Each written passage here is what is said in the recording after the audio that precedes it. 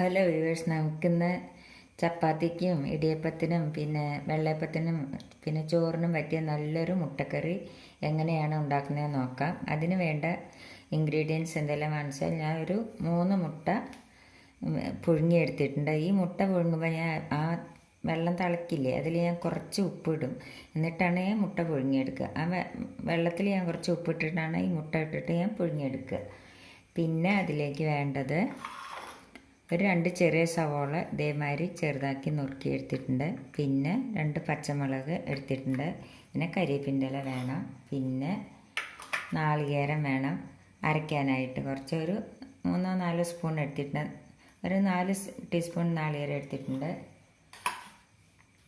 പിന്നെ അതിലേക്ക് പൊടികൾ, മല്ലിപ്പൊടി 1 ടേബിൾ സ്പൂൺ എടുത്തിട്ടുണ്ട്. മുളക് പൊടി 1 ടേബിൾ സ്പൂണ്. പിന്നെ ചിക്കൻ മസാല ഒരു 1/2 സ്പൂൺ എടുത്തിട്ടുള്ളൂ. പിന്നെ ഇത് നിങ്ങൾക്ക് ഇഷ്ടമുണ്ടെങ്കിൽ എടുത്താൽ മതി. പിന്നെ ഉപ്പ് ആവശ്യത്തിന്. പിന്നെ മഞ്ഞൾപ്പൊടി ഒരു 1/4 സ്പൂൺ എടുത്തിട്ടുണ്ട്. പിന്നെ ഗരം മസാലപ്പൊടി ഒരു 1/4 സ്പൂൺ എടുത്തിട്ടുണ്ട്. പിന്നെ കുറച്ച് പെരിഞ്ജീരകം, ഇത് നമുക്ക് നാളികേരത്തിൻ്റെ കൂടെ അരയ്ക്കാൻ വേണ്ടിയിട്ടാണ്, ഒരു 1/2 സ്പൂൺ എടുത്തിട്ടുണ്ട്. പിന്നെ വെളുത്തുള്ളി ഒരു 2-3 അല്ലി എടുത്തിട്ടുണ്ട്. പിന്നെ ഇഞ്ചി ചെറിയൊരു കഷ്ണം എടുത്തിട്ടുണ്ട്. പിന്നെ 2 ഏലക്കായ, 2 കരാമ്പൂവ് എടുത്തിട്ടുണ്ട്. ഇത് ചതച്ചെടുക്കാനുള്ളതാണ്.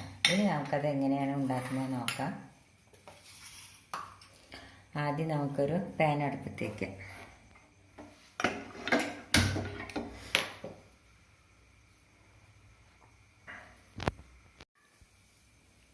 ചീഞ്ചട്ടി അടുപ്പത്തേക്ക് അതിലേക്ക് നമുക്ക് കുറച്ച് വെളിച്ചെണ്ണ ഒഴിച്ചു കൊടുക്കാം.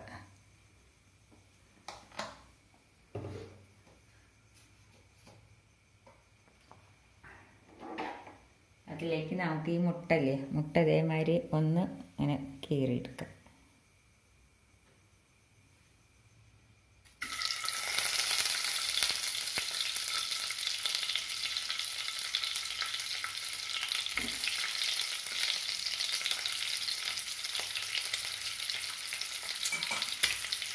ഇത് എണ്ണയിൽ ഒന്ന് സിമ്മിലാക്കിയിട്ട് ഒന്ന് വഴറ്റിയെടുക്കാം. തീ സിമ്മിലാക്കണം കേട്ടോ. ഒന്ന് വഴറ്റിയെടുക്കട്ടെ. അപ്പോൾ ആ മുട്ട കഴിക്കാൻ നല്ലൊരു ടേസ്റ്റാണ്, നല്ലൊരു ബലം ഉണ്ടാവും. അപ്പോൾ മുട്ട നല്ലപോലെ വഴന്നു കഴിഞ്ഞാൽ അത് നമുക്ക് എടുത്ത് വയ്ക്കാം.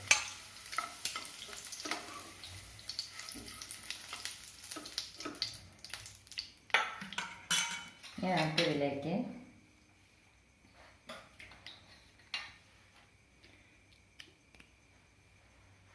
ഈ പട്ടയും ഏലക്കായും കൂടി ഇട്ട്, പട്ടയല്ല കരാമ്പൂവും ഏലക്കായും ഇട്ട് കൊടുക്കുക.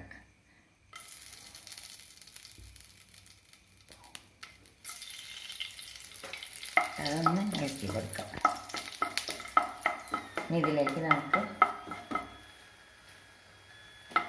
ഈ സവാള ഇട്ട് കൊടുക്കുക. അതൊന്ന് വഴറ്റി വെക്കുക. ഇതിൻ്റെ കൂടെ നമുക്കിതിലേക്ക് പച്ചമുളക് ഇട്ട് കൊടുക്കാം.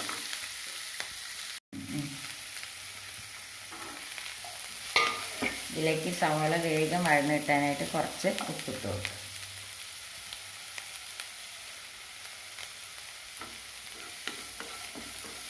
കുറച്ചും കൂടി എണ്ണ ഒഴിച്ച് കൊടുക്കുക.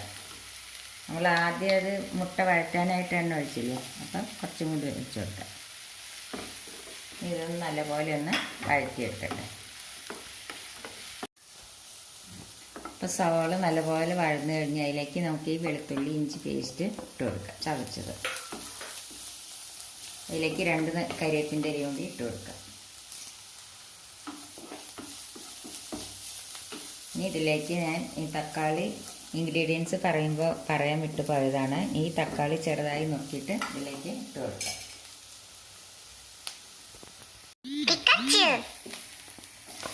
രണ്ട് ചെറിയ തക്കാളിയാണ് എടുത്തിരിക്കുന്നത്. ഇത് നല്ലപോലെ ഒന്ന് വഴറ്റിയെടുക്കാം.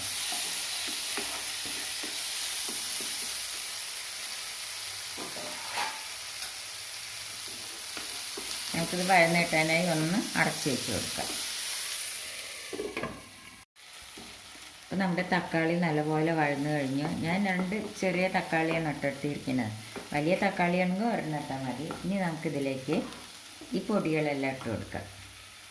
മല്ലിപ്പൊടി, മുളക് പൊടി, ഗരം മസാലപ്പൊടി, ചിക്കൻ മസാലപ്പൊടി നിങ്ങൾക്ക് ഇഷ്ടമുണ്ടെങ്കിൽ മാത്രം ചേർത്താൽ മതി. പക്ഷെ അതിട്ടാൽ നല്ലൊരു മണമായിരിക്കുക. ഉപ്പ് ഇതും നല്ലപോലെ ഒന്ന് വഴറ്റുക.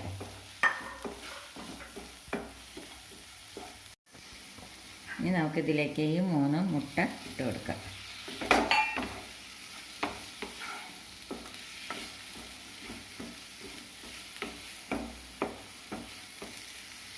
ഇനി ഇതിലേക്ക് നമുക്ക് മുട്ട ഇതിലിട്ടിട്ട് നല്ലപോലെ വഴറ്റി ഇനി എന്താ ചെയ്യേണ്ടതെന്ന് വെച്ചാൽ നമുക്കിതിലേക്ക്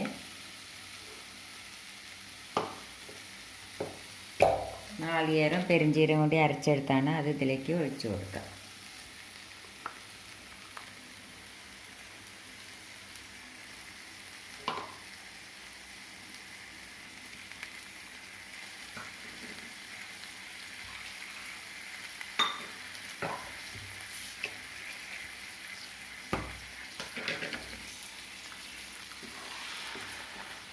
ഇത് നല്ലപോലെ ഒന്ന് തിളക്കട്ടെ. കുറച്ചും കൂടി വെള്ളം ഒഴിച്ച് കൊടുക്കുക.